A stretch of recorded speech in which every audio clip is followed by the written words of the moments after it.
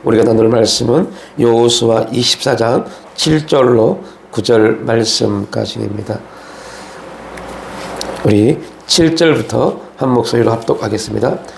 너희 조상들이 나 여호와께 부르짖기로 내가 너희와 애굽 사람들 사이에 흑암을 두고 바다를 이끌어 그들을 덮었나니 내가 애굽에서 행한 일을 너희의 눈이 보았으며 또 너희가 많은 날을 광야에서 거주하였느니라. 내가 또 너희를 인도하여 요단 저쪽에 거주하는 아모리 족속의 땅으로 들어가게 하매 그들이 너희와 싸우기로 내가 그들을 너희 손에 넘겨주매 너희가 그 땅을 점령하였고 나는 그들을 너희 앞에서 멸절시키며 또한 모압 왕 시보리 아들 발락이 일어나 이스라엘과 싸우더니 사람을 보내어 부올의 아들 발람을 불러다가 너희를 저주하게 하였으나. 아멘. 예, 오늘 이사야 여호수아 24장 전체 말씀을 중심으로 베풀어 주신 은혜를 생각하라 주제로 말씀을 나누겠습니다.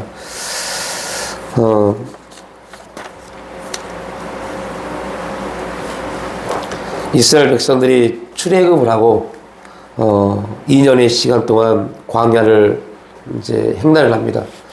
2년의 시간 동안 광야를 횡단하고 2년 후에 가데스 바네아에서 12명의 정탐꾼을 가나안에 보내죠. 그들이 가나안을 정탐하고 돌아와서 10명이 가나안의 땅에 대해서 악평을 합니다. 하나님은 그 악평을 들으시고 이스라엘 백성들을 광야에서 이제 2년을 뺀 38년의 시간 동안 광야를 어떻게 표현할까요? 광야를 돌게 하셨다. 하나님 편에서는 이스라엘 백성들을 38년 동안 광야에서 훈련하셨고 이스라엘 백성들 입장에서는 38년 동안 징계를 받은 겁니다. 이 부분은 또 다음에 나누겠지만 여러분 우리에게 어떤 징계가 내려졌을 때 그 징계를 통해서 하나님의 훈련의 목적을 이해하지 못하면 징계는 징계로 끝나버립니다. 아무런 유익도 되지 못합니다. 수많은 사람들이 그렇게 신앙생활이 너무너무 많습니다. 고난만 엄청나게 받고 너무너무 어마어마한 고난을 이겨내 왔는데 중요한 것은 그 고난을 통해서 하나님의 뜻이 하나도 이루어지지 않는 사람이 너무너무 많습니다. 이거는 참 불쌍한 겁니다. 이유는 하나님이 이 환경을 왜 주셨는지를 기도하지 않고 묻지 않고 바라보지 못한 결과입니다. 자, 이스라엘 백성들도 동일했습니다. 그들도 38년이라는 시간 동안 하나님이 광야를 돌게 하시고 징계를 내린 거죠. 그 이스라엘 백성들은 얼마나 힘들었겠어요. 그러니까 그들이 광야 38년 동안 원망하고 불평할 수밖에 없었던 이유는 우리가 이해해야 돼요. 왜요? 우리도 매일매일 원망하고 불평하잖아요. 환경 속에서 상황 속에서 짜증내고 기분 나빠하고 계속 그러합니다. 하나님이 허락하신 섭년에 허락하신 시간임에도 불구하고 우리는 짜증냅니다. 불평합니다. 동일합니다. 이스라엘 백성도 38년 동안 그들이 분명 그들이 틀린 말을 한 건 아닙니다. 가나안 땅 우리가 들어가지 못합니다. 어마어마한 그 아낙 자손의 후예들이 있어서 우리는 그들에게 아무런 존재 가치가 없습니다. 이게 맞는 말입니다. 맞는 말을 했는데 하나님은 그 맞는 말 때문에 38년의 시간을 그들에게 혼란을 준 겁니다. 여러분들 옳고 그름 맞는 말을 하는 것이 정상적인 게 아닙니다. 신앙은 진리의 말씀, 진리의 말을 해야죠. 하나님 앞에서 그것이 옳으냐 그르냐의 내용이 됩니다. 우리가 우리의 시각으로 우리의 생각으로 우리의 경험으로 아무리 옳다 해도 하나님이 아니다 그러면 아닌 겁니다. 그러한 영적인 분별력이 우리 가운데 빨리 형성되어져서 우리가 하나님 앞에서 우리에게 주어지는 환경과 상황을 통해서 하나님 앞에서 이것이 어떠한가를 고백할 수 있는 그러한 존재가 돼야 돼요. 세상이 어떻고 뭐 나라가 어떻고 이거는 여러분 아무것도 중요하지 않습니다. 또 이렇게 말합니다. 아니 나라가 있어야지 교회가 있죠. 아닙니다. 하나님이 있으면 하나님이 역사하면 그 나라는 존재합니다. 하나님이 역사하면 그 백성은 존재합니다. 아무리 나라가 부강해도 하나님이 함께하지 않으면 그 나라는 결국 망할 수밖에 없습니다. 그래서 가장 중요한 것은 우리가 하나님 앞에 어떤 존재인가가 가장 중요한 겁니다. 그래서 오늘 이스라엘 백성들이요 38년 동안 어마어마한 하나님의 인도하심과 역사를 경험했습니다.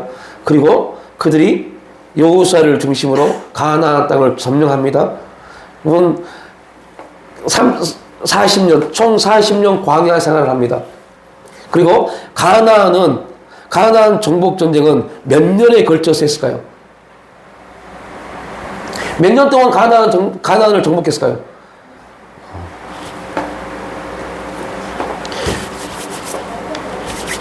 기억이 안 나시나요? 그건 가나안 전쟁은요, 총 15년에 끝납니다. 15년 동안 가나안 정복 전쟁은 끝나요. 아니, 정확하게 말하면 5년 안에 끝납니다. 5년 동안 가장 굵직굵직한 땅은 다 점령합니다. 그리고 15년 동안은 뭐예요? 15년 동안은 가나안 땅을 각 지파별로 분배받은 그들이 그 땅에 가서 자기 땅으로 토대를 만드는 이 역할을 합니다. 총 20년 동안 가나안 정복 전쟁이 이루어집니다. 그런데 여러분, 놀라운 것은 가나안을 정복하고 20년이 지났습니다. 20년 동안 그들은 가나안에 있는 일곱 족속과 31명의 왕을 다 몰아냈습니다. 그리고 가나안 땅을 지파별로 다 분배받았습니다. 그러면 가나안 땅에서 그들이 어떤 삶을 살아야 돼요? 여러분 같으면 어떤 삶을 살겠습니까? 오직 하나님만 경외하며 하나님만 바라보며 하나님의 뜻 가운데 살아가야 되는 것이 마땅합니다. 그런데 그들은 20년 후에 어떤 일이 벌어졌어요? 가나안 땅 정복하고 20년 후에 어떤 일이 벌어졌어요? 각자 옳은 소견들이에요. 하나님이 아니었어요. 각자 옳은 소견대로 행한 사사기가 들어옵니다. 사사기가. 그 어마어마한 하나님 은혜를 경험하고 하나님의 역사 가운데 그들이 있었음에도 불구하고 그들은 각자 옳은 소견대로 행하기 시작합니다. 이게 사사기입니다. 20년 정복 전쟁을 시작해서 길갈에서부터 여호수아가 요단강을 건너고 길갈에서부터 가나안 전체를 이제 땅을 분배받는 20년 동안 하나님이 함께 하심을 경험하고 하나님 인도하심을 경험합니다. 그리고 오늘 마지막 23장, 24장을 통해서 여호수아가 너희들이 가나안 땅에서 어떻게 살 것인가에 대해서 쫙 설명합니다. 그런데 얼마나 이러한 내용이 무색할 정도로 그들의 옳은 소견이 옳은 게 되어버렸어요. 몇 년 동안요? 380년간. 이게 사사기입니다.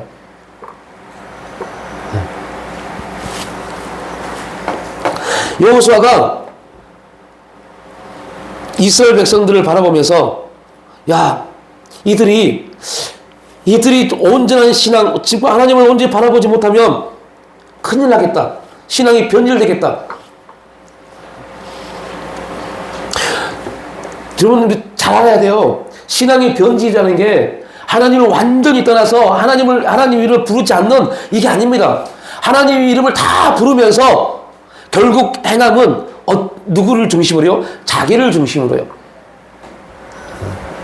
그러니까 우리가 이러한 사건들, 이러한 내용들을 설교를 통해 들으면서 우리 모습을 비춰봐야죠. 우리는 지금 어떠한가? 하나님을 부르고 기도하고 하나님을 찬양하면서 결국 모든 결정은 누구 중심으로? 나 중심으로. 내 경험의 중심으로. 이게 무너지지 않으면 우리 또한 지금 하나님 허락하신 가나안 땅에서 하나님 허락하신 거룩한 은혜의 땅에서 사사기로 살고 있는 겁니다. 암흑으로 살고 있는 겁니다. 그런데 많은 사람들은 자기의 삶이 암흑인지 몰라요. 왜요? 기도하고 있기 때문에, 예배드리고 있기 때문에 라고 착각합니다. 그래서 우리가 성경을 통해서 말씀을 통해서 우리의 모습을 계속 비춰 볼 수 있어야 됩니다. 여호수아의 마지막 설교가 뭡니까? 하나님을 경외하고 그분을 진실되게 섬겨라입니다. 너희는 하나님을 경외하고 하나님을 섬겨야 된다라고 말합니다. 여호수아의 가장 큰 걱정은 13절에 이렇게 나와 있습니다. 내가 또 너희가 수고하지 아니한 땅과 너희가 건설하지 아니한 성읍들을 너희에게 주었더니 너희가 그 가운데 거주하며 너희는 또 너희가 심지 아니한 포도원과 감람원의 열매를 먹는다 하셨느니라. 하나님이 이런 놀라운 일들을 너희에게 이스라엘 백성에게 주셨습니다. 그리고 그 풍성한 삶 속에서 그들에게 어떤 문제요? 신앙의 변질이요. 왜 광야에서는 그들이 신앙이 변질되지 않았습니까? 신앙이 변질될 만큼의 여유가 없었어요. 그럼에도 불구하고 그들은 또한 신앙이 변질됐습니다. 그럼에도 불구하고 가나안 땅에서 하나님이 원하시는 땅에서 하나님이 함께 하시는 땅에서 하나님의 언약된 땅에서 변질된 만큼의 큰 변질은 없었습니다. 광야는 하나님이 원하시는 땅이 아닙니다. 징계의 땅이었어요. 징계의 땅이고 혼란의 땅이고 공허의 땅이고 정말 원망과 불평의 땅이고 절망의 땅이고 낙심의 땅이고 사망의 땅이고 죽음의 땅이었어요. 그럼에도 불구하고 그들은 하나님을 붙잡았어요. 가나안 땅은 어떤 땅입니까? 약속의 땅입니다. 하나님이 함께 하시고 하나님이 430년 전에 그들의 조상 아브라함을 통해서 약속되어진 놀라운 땅입니다. 그런데 그 땅에서 그들은 변질됐어요. 여러분 잘 알아야 돼요. 신앙의 변질은 어떻게 이루어지는지. 응답됐다고 생각하는 그곳에서 신앙이 변질되기 시작합니다.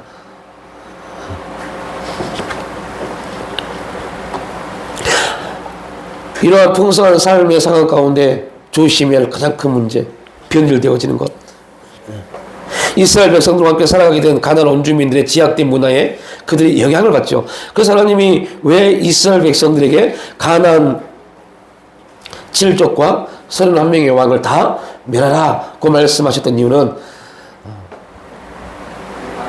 그들이 그 안에 있는 문화에 흡수되어져서 영향을 받아서 하나님이 아닌 우상을 섬길 수밖에 없는 그러한 연약한 존재이기 때문에 그렇습니다. 우리에게도 하나님이 동일하게 말씀하시죠. 너희의 자아를, 육신의 자아를 철저히 부정하지 아니하면, 우리 육신의 자아를 철저히 부정하지 아니하면 우리는 우리가 얼마든지 자기를 컨트롤할 수 있다고 착각합니다. 내 생각, 내 감정 컨트롤할 수 있다고 착각을 합니다. 그러다 보니 결국은 자기를 다스리지 못하는 그 문제에 빠지게 되고, 자기를 다스리지 못하니까 하나님의 뜻이 아닌 내 감정, 내 생각이 우선시 되는 그러한 문제에 빠집니다. 하나님이 나에게 베풀어 주셨던 은혜, 하나님이 나를 인도하셨던 역사 관심도 없습니다. 화가 나면, 분이 나면 하나님이고 뭐고 아무것도 없습니다. 내 감정이 중요하죠. 여러분, 그래서 우리 그 감정을 십자가에 못 박았어야 돼요. 그 내 생각을 십자가에 못 박았어야 돼요. 그렇지 않으면 우리는 하나님의 은혜보다 내가 더 중요하다니까요. 지금 세상의 모든 강사들, 유명한 강사들, 뭐 강연들 다 보십시오. 대부분 다 뭐라고 말합니까? 당신의 감정이 중요하지라고 말합니다. 당신의 생각이 중요하지라고 말합니다. 그러다 보니까 세상의 모든 흐름이 그렇게 돼가고 있습니다. 내 감정이 중요한 겁니다. 내 감정, 내가 그때 화가 나면 화를 냈어야 되고, 내가 분이 나면 분을 냈어야지. 그때 참다 보니까 지금 그런 문제가 생긴 거야 라고 설명합니다. 여러분, 답답한 인생들입니다. 우리는 그렇게 살면 안 돼요. 그리스도인들은 그렇게 살면 안 돼요. 그래서 이거를 영적인 눈으로 보지 못하면 제일 불쌍한 존재가 그리스도인들입니다. 그래서 세상 사람들이 이렇게 말해요. 딱 이용이 먹기 좋은 존재들이 그리스도인이라고요. 그런 여러분들, 그 안에는 우리가 세상 사람들이 모르는 놀라운 진리가 들어있습니다. 우리가 그냥 참는 게 아니잖아요. 하나님이 당신의 아들을 십자가에 죽으시기까지 참으셨던 것처럼 우리의 참음에는 그 은혜가 있는 겁니다. 우리가 인내하는 것에는 하나님이 인내했던 인내가 있는 겁니다. 그래서 우리가 참고 우리가 인내할 때 사람들은 우리를 조롱하고 비웃고, 아이고 머저리들, 아이고 바보들, 야 너는 생각도 없냐, 감정도 없냐 라고 말할 때, 그때 하나님은 우리를 보고 계신 겁니다. 그래서 우리를 조롱하고 비웃는 그들을 누가요? 하나님이 책임져 주시는 겁니다. 그래서 우리는 그 안에서 하나님의 실현하신 하나님의 역사를 볼 수 있어야 돼요. 그걸 못 보면 여러분 기분 나쁘면 욕하죠. 목사를 또 얼마나 욕 많이 합니까? 성도들은 두말할 필요 없고요. 기분 나쁘고 욕하다면 뭐하러 목사예요? 세상 사람들과 똑같이 하지. 우리는 세상에 대해서 욕할 필요도 없고, 세상에 대해서 뭐 강하게 어필할 필요도 없어요. 왜요? 그렇게 만든 존재가 우리입니다. 우리가 하나님 앞에 올바로 서지 못하니까 세상은 그렇게 악해지는 겁니다. 그렇다면 반대로 봐야죠. 우리가 하나님 옆에 하나님의 은혜를 생각하고 하나님을 바로 서면 세상은요, 우리 때문에 바뀌는 겁니다. 우리 때문에 악해졌고 우리 때문에 바뀌는 게 세상입니다. 왜요? 우리에게 세상을 다스릴 권세를 주셨잖아요. 우리가 그 세상을 복음으로 하나님의 말씀으로 다스리지 못하니까 세상은 계속 악해지고 그 악해진 세상이 우리를 지금 조롱하고 있어요. 네가 백날 기도해봐, 네가 열심히 신앙생활해봐, 주일날 교회 간다고 아무리 다녀봐라, 네가 뭐가 될 줄 알아? 라고 조롱합니다. 그런데 실제 여러분들 우리의 눈을 보고 뜨고 보십시오. 우리가 아무리 열심히 예배를 드리고 기도한다고 그 자체의 모습으로 우리가 세상을 이길 만큼의 큰 능력이 생길 것 같으세요? 안 보입니다. 그런데 놀라운 것은요, 우리 눈에 안 보이는 그 역사가 하나님의 섭리 안에서 이루어지고 있다는 겁니다. 이게 놀라운 겁니다. 이스라엘 백성들도 그게 안 보였기 때문에, 하나님의 역사가 안 보였기 때문에 그들은 결국 하나님이 아닌 자기의 옳은 소견대로 행할 수밖에 없었어요.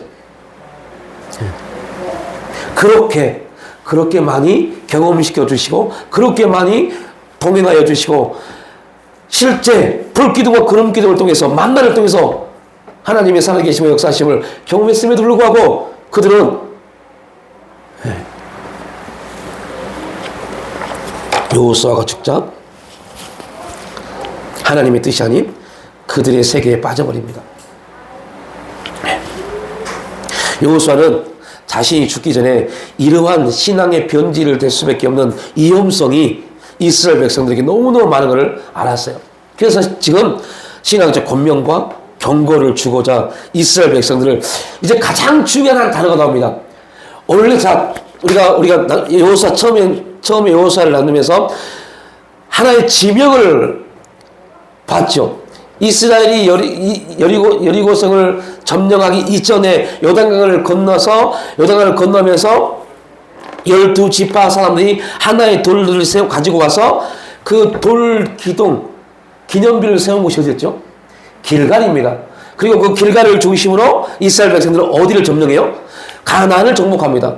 그리고 이제 이 과정만 보면 여호수아가 죽기 전에 이스라엘 백성들 다 어디로 모이게 해야 돼요?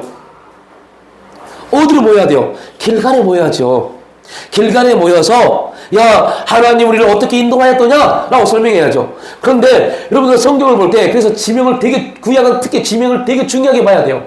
지명이 어떻게 바뀌어지는가를 되게 중요하게 봐야 돼요. 그런데 오늘 여호수아가 죽기 전에 이스라엘 백성들 어디로 모이겠습니까?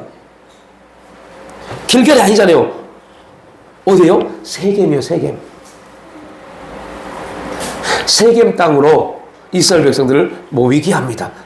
그리고 길갈은 무엇을 의미하냐면요, 하나님이 이스라엘 백성들을 출애굽시키고 모세를 통해서 광야에서 언약을 재생합니다. 어떤 언약을 재생해요? 아브라함과 이삭과 야곱에게 주셨던 언약을 모세를 통해서 다시 재생합니다.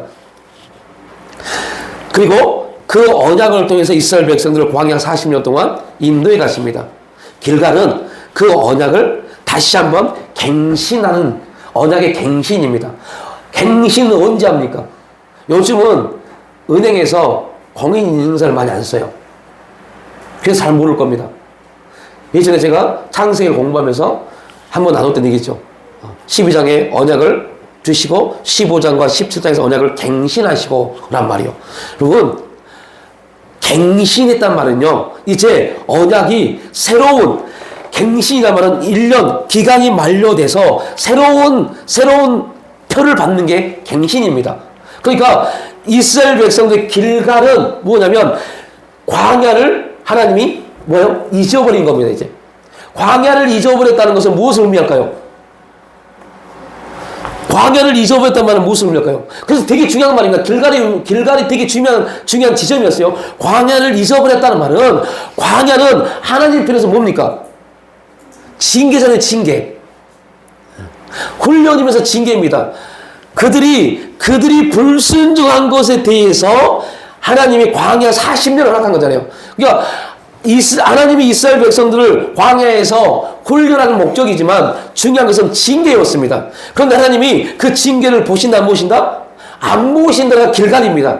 언약을 갱신해서, 야, 광야에서 모세를 통해서 언약을 재생했지. 그 언약, 이전 내가 그 언약을 재생했지만 너희들이 그 언약에 따르지 못함으로 인해서, 그 언약대로 살지 못함으로 인해서 너희는 38년 동안 광야에서 돌 수밖에 없었어. 그런데 나는 그 모든 것을 잊어버렸어. 이게 길갈입니다. 꼭 기억하십시오. 길갈입니다. 언약을 하나님은 계속 갱신해 가시는 겁니다. 여러분, 이것도, 이 갱신에 대한 부분도, 이게, 아무튼 제가 어디에다 이걸 설교 녹음을 올려놨는지 모르겠지만요. 되게 중요한 부분입니다. 그런데요, 그래서 길갈에서 언약을 갱신했어요. 그 갱신된 언약을 붙잡고 여호수아를 중심으로 그들은 뭐 했어요? 가나안을 정복했어요. 그리고 이제 여호수아를 중심으로 가나안 정복 전쟁이 이제 끝나갑니다. 끝나가는 그때 여호수아는 이스라엘 백성들을 어디로 모이게 한다고요? 세겜이요. 세겜에 모이게 합니다. 그 말은 이제 내 시대는 뭐요? 끝났다. 내 시대는 끝났고 하나님이 친히 너희들의 뭐가 되세요? 하나님이 친히 너희들이 하나님이 되어서 너희를 인도해 갈 것이야. 이게 세겜의 언약 갱신입니다. 즉 이제 너희들은 가나안 땅을 정복하기 위해서 뭔가를 해야 될 그러한 존재가 아니야. 이제부터 너희는 하나님이 너희들에게 부어주시는 그 은혜 안에 살아가는 존재야. 이게 세겜의 언약입니다.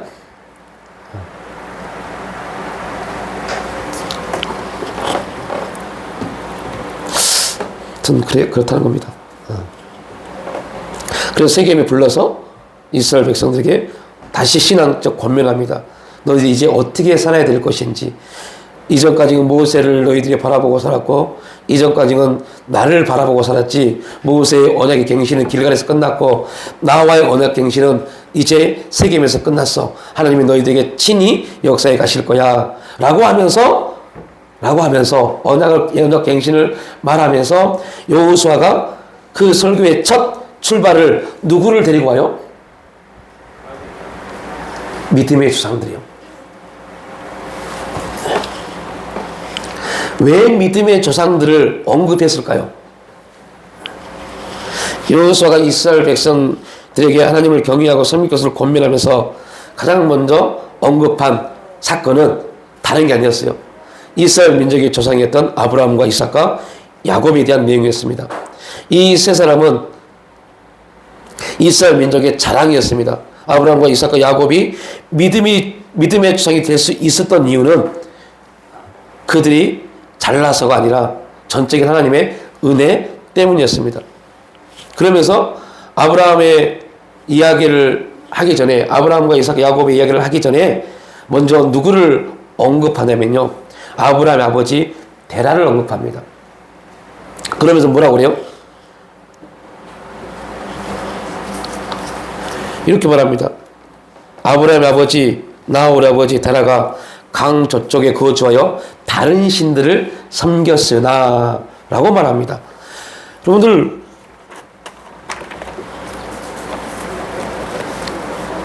하나님이 아브라함을 부르셨을 때 아브라함의 집안이 이 하나님을 잘 믿는 집안이 아니었어요. 완전히 우상을 섬겼던 집안이었어요.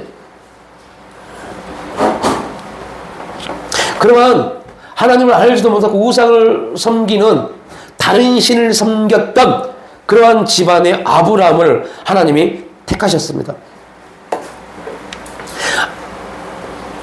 아브라함이 하나님께 선택받을 만큼의 어떠한 조건도 가지고 있지 못했습니다. 전적인 하나님의 주권과 은혜였습니다. 이삭은 믿음의 사람이었지만 그 역시 자신의 생명을 부지하기 위해서 아내를 누이라고 속였던 겁쟁이였습니다. 하나님의 뜻이 야곱에게 있음에도 불구하고 육신적인 생각으로 에서를 고집하다가 형제의 갈등을 일으킬 존재가 이삭이었습니다. 믿음의 사람이었음에도 불구하고 하나님의 뜻을 온전히 따르지 못했던 사람이 바로 이삭이었습니다. 그러나 하나님은 그 이삭을 믿음의 조상들의 반열에 올려놓으셨습니다. 야곱은 또 어쩌습니까? 야곱은 하나님이 그를 택했음에도 불구하고 온갖 수단과 방법을 가리지 않냐고 모든 것을 쟁취하고자 하는 그런 사람이었습니다. 아버지를 속이고 형을 속이고 삼촌을 속이고 모든 야곱 자체는 속이는 자입니다. 그럼에도 불구하고 하나님은 야곱을 믿음의 지성의 반열에 올려놓았습니다. 여러분 세상의 역사를 보면 그 역사의 신들에 대해서 어떻게 조명합니까? 그 신들이 어떻게 탄생합니까? 엄청난 신격화, 우상화를 만들어서 신을 만듭니다. 여러분 우리에게 있어서 아브라함과 이삭과 야곱, 우리 기독교에 있어 이 세 사람은 엄청나게 중요한 인물입니다. 이들은 우리에게 있어 어떤 실수나 어떤 넘어짐이나 비열함이나 이러한 부분들이 보이면 안 될 그런 엄청난 존재들입니다. 그런데 그들이 그런 믿음의 지상이 되어지고 거룩한 계보 안에 들어가는 데 있어서 세상의 어떠한 조상들, 제가 간혹 그런 말 하잖아요. 저는 광상김씨 48대 손입니다. 왜 사람들이 족보를 왜 만듭니까? 혹시 족보가 있으시면 계세요? 족보를 왜 만듭니까? 자기 가정이, 우리 가정이 이러한 가정이다를 자랑하려고요. 그럴 때 자기 족보를 만들 때, 족보를 보신 분들이 없나요? 족보를 쓸 때 제 시조, 자기 첫 번째 시조를 그냥 어떤 거렁뱅이 같은 사람들 씁니까? 아닙니다. 굉장히 그 시대 사이에 유명했던, 잘 나갔던 그런 사람들이 자기 시조가 되는 겁니다. 저희도 광상김씨 시조가 신문왕의 셋째 아들입니다. 왕자였습니다. 가장 왕이 될 수 있는 가장 중요한 사람이었는데 그가 왕이 되지 않고 그냥 전라남도 광주로 와버려요. 광주, 요즘 말로 말하면 광주시장으로. 그래서 왕권에서 밀려나요. 그리고 거기에서 광상김씨가 출발합니다. 이게 여러분 그냥 우리 족보에 있는 내용입니다. 어떤 거렁뱅이를 그냥 족보에 세운 게 아닙니다. 우리의 족보에 기독교의 제 족보에 위에는 아브라함이 있습니다. 그러면 아브라함이 어떻게 탄생해야 돼요? 어렸을 때부터 아브라함은 하나님을 향한 믿음이 강했고 아버지 대단한 우상을 섬겼지만 그 우상을 다 깨부셨고 이렇게 아브라함을 언급해야죠. 여러분 아브라함의 역사를 보십시오. 어떠합니까? 얼마나 기가 막힙니까? 이삭은 또 어떠합니까? 야곱은 또 어떠합니까?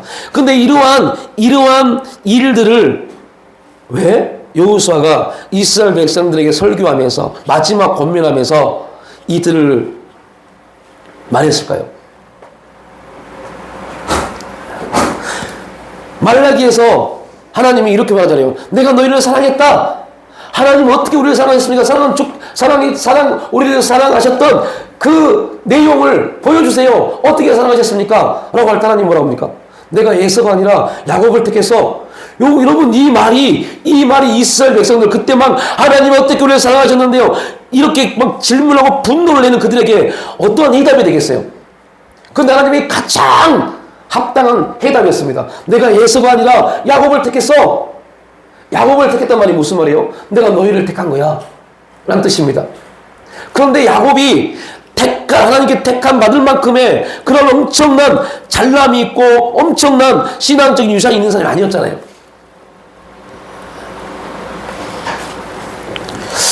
어렵나요?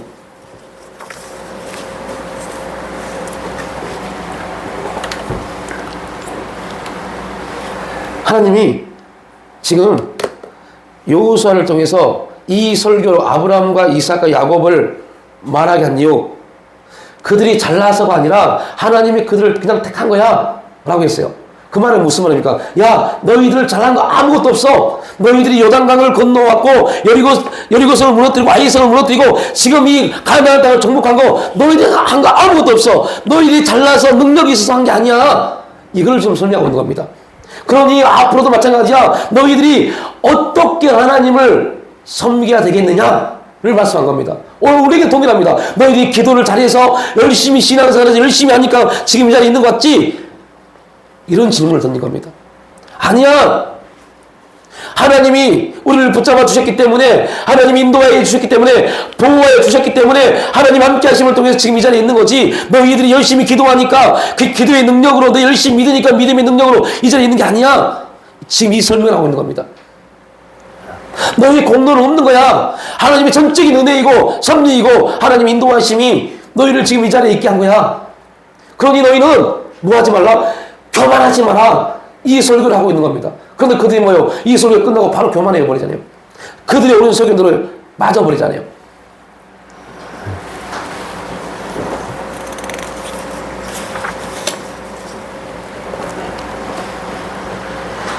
제발 이 좋으신 하나님을 버리고 거짓된 이방신들, 우상을 절대로 섬기지 말라. 이것이 여호수아의 호소였습니다.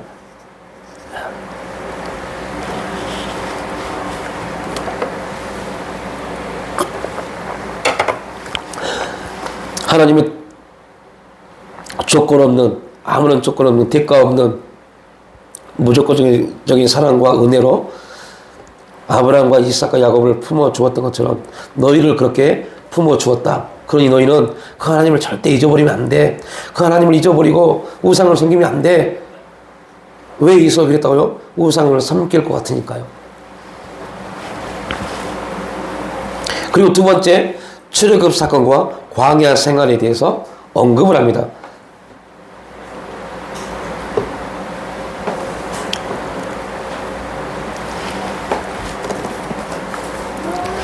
400년 동안 애굽의 비참한 노예로 살아왔던 이스라엘 백성들을 1월까지 재앙을 통해서 구원해 주신 사건을 이야기합니다. 홍해 바다를 가르시고 애굽의 군대를 물리치신 사건과 광야에서 이스라엘 백성들을 인도하시고 보호하신 사건을 이야기하고 있습니다.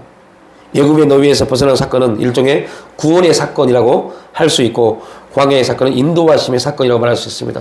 너희를 구원하신 하나님, 너희를 광야 40년 동안 인도하신 하나님, 그 하나님이 지금 너희와 함께 하신다. 앞으로도 그렇게 함께 하실 거야. 끝까지 너희를 버리지 않으시고 인도해 주실 것이다. 그러니 너희들은 어찌하든 간에 하나님을 철저히 믿고 하나님을 바라보아야 된다. 이게 여호수아의 외침입니다. 이 외침이 얼마나 여호수아 입장에서는 기가 막혔겠어요. 왜요? 여호수아는 이스라엘 백성들의 삶을, 모습을 보았잖아요. 그리고 그들이 하나님을 버리고 우상을 숭배하면 그 고통이 얼마나 크다는 것을 여호수아는 알았기 때문에 너희는 제발 제가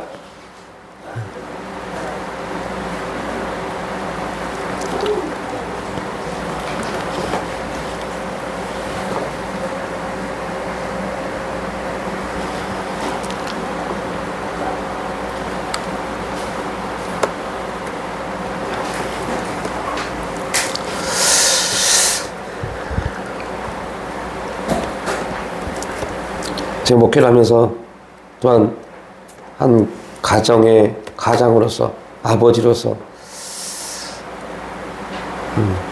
좀 그런 기도를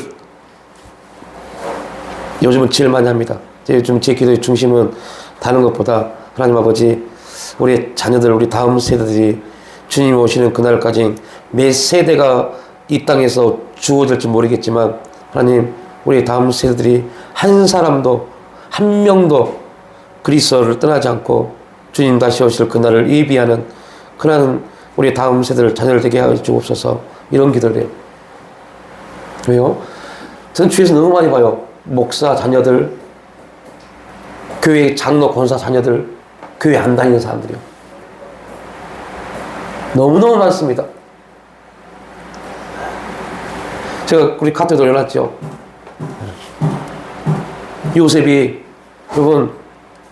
요셉의 두 아들은요, 애굽에서 태어났어요.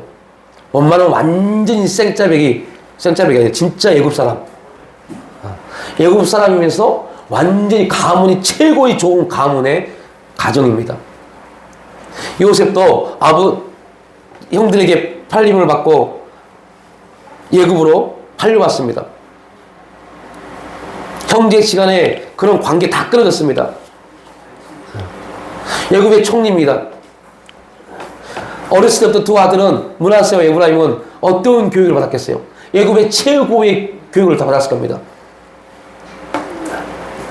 근데 여러분, 그런 입장에서 그런 최고의 가문과 최고의 자리에 있는 최고의 학문을 배운 그 손자. 그런데 지금 할아버지는 우리가 볼 때 야곱의 하나님을 말하지만 그 므낫세의 에브라임의 눈에 보이는 할아버지는 어떤 할아버지예요? 병들고 벌품은 할아버지입니다. 그 할아버지입니다. 그 할아버지, 여러분, 다시 말하면 므낫세와 에브라임은 그냥 애굽에 계속 살았으면 누가 될 수 있었어요? 제사장이요. 애굽의 제사장이 될 수 있었어요. 엄청난 자리입니다. 그런데 제사장이 된다는 건 뭡니까? 사람을 축복할 수 있는 그러한 자리입니다. 근데 지금 요셉이 두 아들을 데리고 벌품없고 다 늙어서 이제 곧 죽을 것 같은 힘대가리 없는 요셉 앞으로 데리고 옵니다. 그리고 야곱 앞에 데리고 옵니다. 요셉이 말합니다. 네 자녀들아, 할아버지한테 가서 축복받자. 그때 두 아들이 아무 말도 하지 않습니다. 요셉을 따라서 야곱의 앞으로 가서 무릎을 꿇습니다. 여러분, 아무것도 아닌 것 같은데요, 엄청난 영적인 사건이 그 안에 들어있습니다. 두 아들은 애굽의 로얄 패밀리였지만 누구를 통해서요? 아버지 요셉을 통해서 하나님을 본 겁니다. 아버지 부모를 통해서 하나님을 본 두 자녀는 그 자기의 아버지에게 축복할 수 있는 할아버지에게 축복을 받는다는 게 얼마나 큰 사건인 걸, 엄청난 축복이라는 걸 알았습니다. 여러분, 그래서 자녀들은 부모에게 기도받는 모습을 또 내 자녀에게 보여줘야 돼요. 부모는 내 자녀에게 기도할 수 있는 영적인 권위가 있어야 돼요. 이게 엄청난 신앙의 유산입니다. 내 두 아들아, 할아버지 이제 하나님 품에 갈 할아버지한테 가서 축복받자. 두 아들이 아버지, 내가 축복을 받을 수 있는 애굽의 제사장이 얼마나 많은데 다 늙고 본지 얼마 되지 않은 저 노인네한테 내가 축복을 받아요? 그렇게 말하지 않았어요. 여러분, 이걸 별로 중요하지 않게 여기더라고요.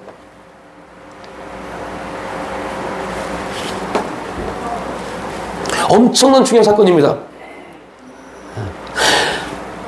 조금 전에 말씀드렸지만 목사 자녀들이 교회를 안 다닌다니까요. 교회 장로 자녀들이 교회를 안 다녀요. 권사 자녀들이 교회를 안 다녀요.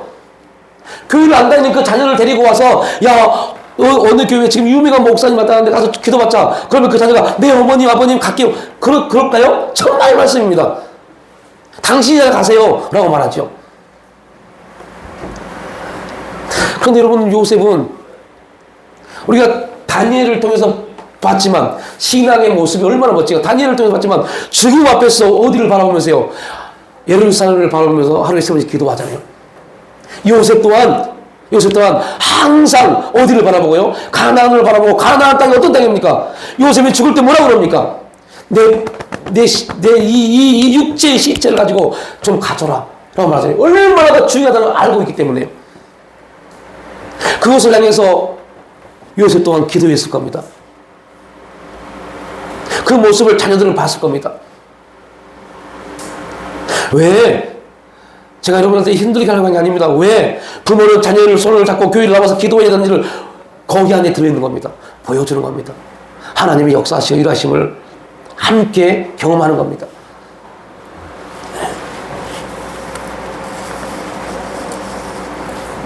얼마나 여러분들, 우리가 곁길로 갈 수밖에 없는 일들이 얼마나 많이 있습니까? 초등학생들이 마약에 중독되고 있답니다. 초등학생들이 담배를 피우고 술을 마시고, 그런 일들이 지금 우리나라에 일어나고 있습니다. 초등학생이, 초등학교 6학년이 자기 담임 선생님, 여자 선생님인데 폭행을 했어요.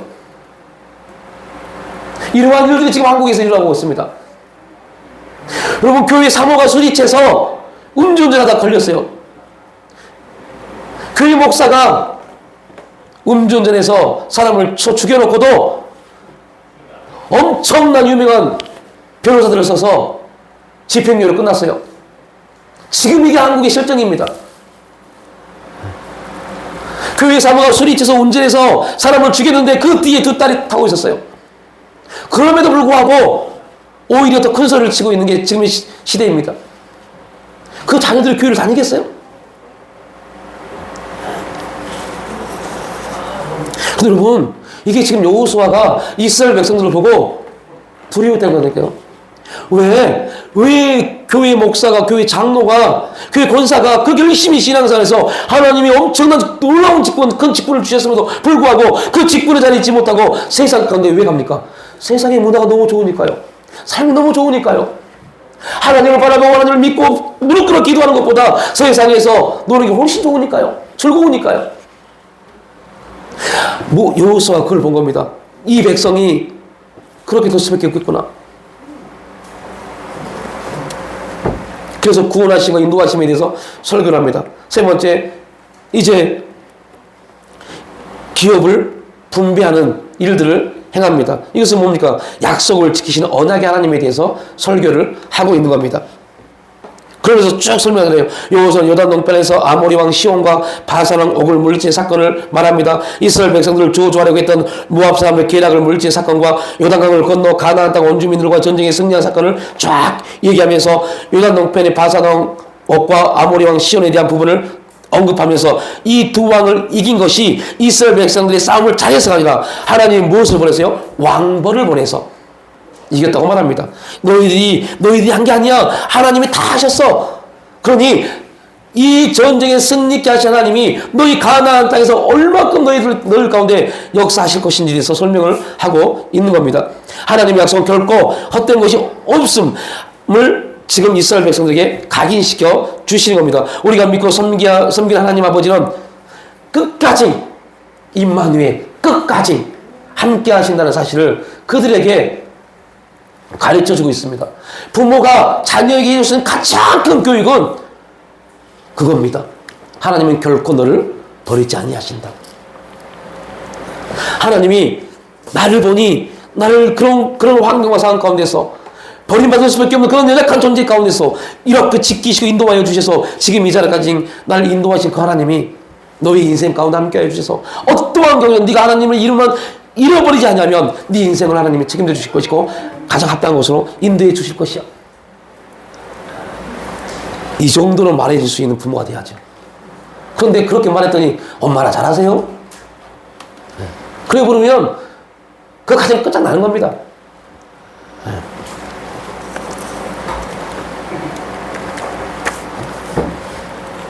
하나님의 신실하심. 하나님은 신실하십니다. 신실하다는 말은 신뢰할 수 있다, 변치 않으신다는 의미를 가지고 있습니다.